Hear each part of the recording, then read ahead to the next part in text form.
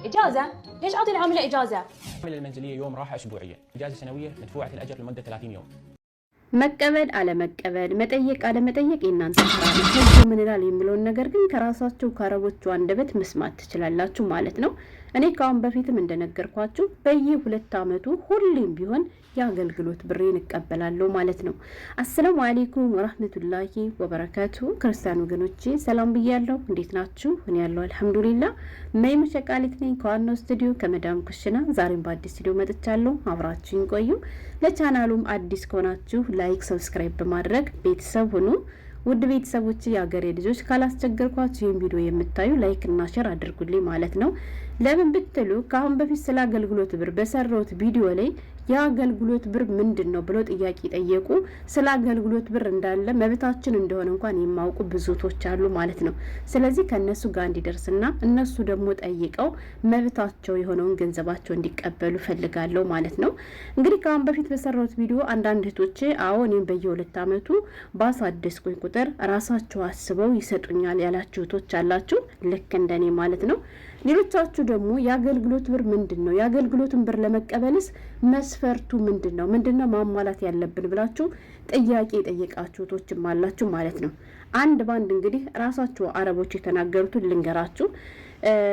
ብዙ ነገር ነው የተናገሩት ሁሉ ተግባራዊ እናደርገዋለን አላችሁ። እኔም ተግባራዊ አድርጌው አላቅም።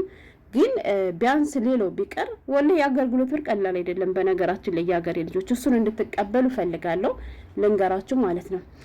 በመጀመሪያ እንዳያችኋት መዳሟ ኢጃዛ ብላ ድርቅ ብላ ስለምን ኢጃዛ ነው እንዴት ነው ለሰራተኛ ኢጃዛ የምሰጠው ብላ የተናገረችው እሷ እውነት ሰራተኛዋ ኢጃዛ ጠይቃት ለሱ የመለሰችው መልስ አይደለም።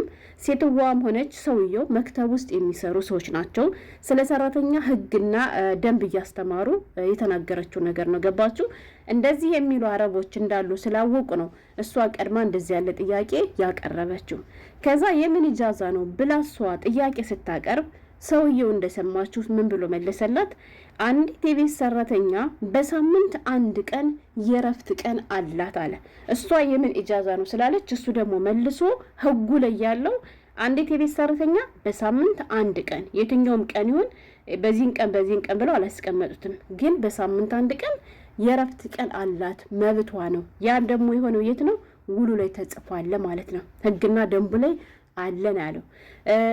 አንዲት ሰራተኛ በሳምንት 1 ቀን የረፍት ቀን ኑሯት በዚያ በረፍት ቀኗ ብትሰራ እንኳን አለ።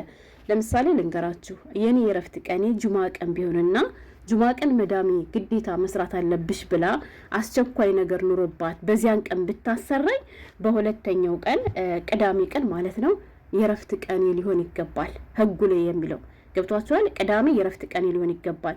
እሷ ያን ጁማ ቀን እንድሰራላት ስለፈለገች ሰርችላታለሁ። ግን ጁማ ቀንም ሆነ ቅዳሜ ቀን ወይንም ደግሞ በሳምንት 1 ቀን ረፍት አልሰጥሽም፣ ምክንያቱም ስራ አለብኝ፣ ስለዚህ ሳምንቱን በሙሉ መስራት አለብሽ ብላ የምታስገድደኝ ከሆነ ደግሞ ምን ማድረግ አለባት? በሳምንት 1 ቀን በወር የ4 ቀን ደሞዝ አስባ ብር መክፈል አለባት። ከዋናው ከቋሚ ደሞዝ ውጭ ማለት ነው። የሀገሬ ልጆች ገብቷችኋል? ከዋናው ከቋሚው ደሞዛችን ውጪ በሳምንት 1 ቀን ረፍት ካለን በወር 4 ቀን ረፍት አለን ማለት ነው። ስለዚህ የ4ቱን ቀን ረፍት ብሩን ወይም ደሞዛችን አስባ መክፈል ግዴታዋ ነው ይላል። ማን ነው ይሄን የሚለው? ህጉ ነው። እኔ አይደለም እያልኳችሁ ያላችሁት። እሺ ሰምታችኋል። እና ይሄ እንኳን ተውት፣ ተግባራዊ አድርገሽ ታውቂያለሽ ወይ ካላችሁ እኔ አድርጌ አላውቅም። መቼም ሊሆንልኝም አይችልም። ተከፍሎኝም አውቅም፣ እኔም ጠይቄም አላውቅም ማለት ነው።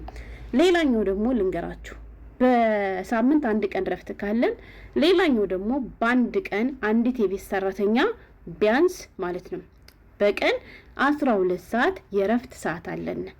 በቀን ያው 24 ሰዓት ነው። 12 ሰዓት እንሰራለን፣ 12 ሰዓት ደግሞ እናርፋለን ማለት ነው። ህጉ ላይ ያለው ነው እያልኳችሁ ያለሁት። አሁንም ገብቷችኋል?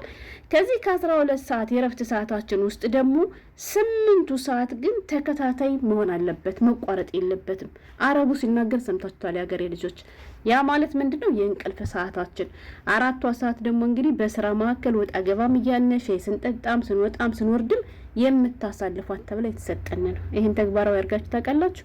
እኔ ሲያምረኝ ይቀራል ማለት ነው። ሀታ እነሱ እንኳን ድረፍ ቢሉኝ እኔ ይሞላልኝም ስራው ስለማልቅልኝ ይሄን አላደርግም፣ የማላደርገውን አድርጋለሁ አላችሁ።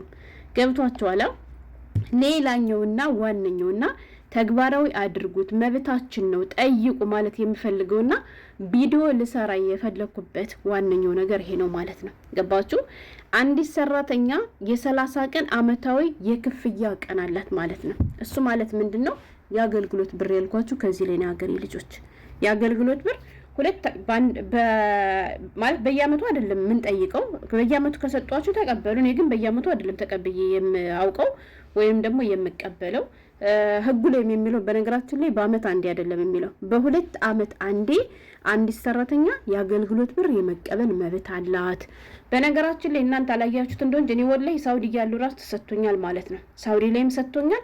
ከዚህም በየ2 አመቱ እቀበላለሁ። ሳውዲ ያሳደስኩት አንዴ ብቻ ነበር።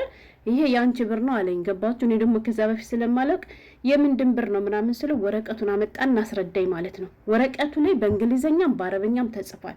ገባችሁ? አሁን እናንተ ለምሳሌ አገልግሎት ብር ብላችሁ ጠይቃችሁ ምንድነው አገልግሎት ብር ጌታል ምናምን ኧረ እንደዚህ ያለ ነገር እኔ ያልተባባልኩ ምናምን ቢሏችሁ አምጡት የተዋዋላችሁበትን ወረቀት ብላችሁ ከወረቀቱ ላይ ሲጀመር ብዙዎቹ እያወቁ ነው የሚሸውዱት። እያወቁ ላለመክፈል ሲሉ እንጂ የማውቅ የለም። የሀገሬ ልጆች ለምን በራሳቸው ቋንቋ ነው የሚነገራቸው። ለራሳቸው ሄደው ህግና ደንብ አንዲት ሰራተኛ ሊያመጡ ሲሉ ከቢሮ እነሱ ምንድን ማሟላት አለባቸው የሚለውን ነገር ሲያዩ እንዲሁም ደግሞ አንዲት ሰራተኛ ግዴታዋ ምንድነው መብቷ ምንድነው ከሚለው ነው ያዩታል። ግን ብዙዎቹ አላህን ስለማይፈሩ አይከፍሉም። አላህን የሚፈሩት ግን ይከፍላሉ ማለት ነው። ግን ደግሞ እነሱ አስበው ባይከፍሏችሁም እናንተ በየ2 አመቱ ጠይቁ። በነገራችን ላይ ይሄ ነገር ለቤት ሰራተኛ ብቻ አይደለም የሚያገለግለው። ኮንትራት ለሚሰራ ለወንድ ሰራተኛ ሁሉ ያገለግላል። ለምሳሌ እኔ ሰውዬ ሹፌሮቹ ራሱ ይከፈላቸዋል ማለት ነው። በፊት ማለት ነው እኔ እንደመጣ አካባቢ ራሱን ችሎ አትክልቶችን የሚቆጣጠር ቆሻሻ የሚጥል ሰውዬ ኮንትራት ይዞ ነበርና የራሳቸው ነበርና ለሱም ኮንትራቱን በጨረሰ ሰዓት ይሰጠዋል ማለት ነው። ገባችሁ?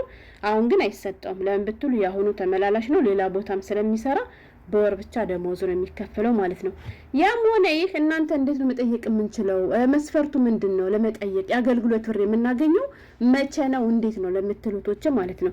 የአገልግሎት ብር ማግኘት የምንችለው ኮንትራት ቤት የምንሰራ ልጆች ብቻ ነው። ገባችሁ?